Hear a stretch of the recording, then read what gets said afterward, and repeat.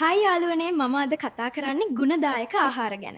අපි දිනපතා කරන ආහාර අපේ සෞඛ්‍යයට කොච්චර වැදගත්ද කියලා අද බලමු. පළතුරු කියන්නේ අපේ ශරීරයට ඉතා වැදගත් විටමින් සහ ශක්තිය දෙන ආහාර. දවසකට පළතුරු ටිකක් කන්න පුරුදු වුණොත් අපේ ශරීරය හොඳට ශක්තිමත් වෙනවා.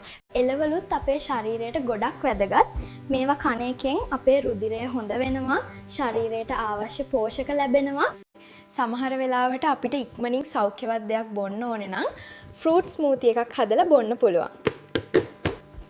මේ වගේ ස්මූති එකක් බොන එකෙන් අපිට විටමින් ගොඩක් ලැබෙනවා. ඒකත් හරිම රසයි.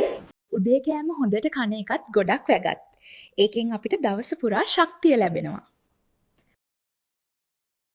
ජලය බොන එකත් අපේ සෞඛ්‍යයට ඉතාම වැදගත්. දවසට ජලය ප්‍රමාණවත් බොන්න අමතක කරන්න එපා. මේ වගේ විවිධ ආහාර එකට කන එකෙන් අපේ ශරීරයට අවශ්‍ය සියලු පෝෂක ලැබෙනවා. ඔයාලත් අදින්ම සෞඛ්‍යවත් ආහාර කන්න පටන් ගන්න. ඒක අපේ ජීවිතයට ලොකු වෙනසක් ගෙනෙනවා. හරි යාළුවනේ අදට එච්චරයි. මේ වගේ තවත් වීඩියෝ බලන්න channel එක subscribe කරන්න.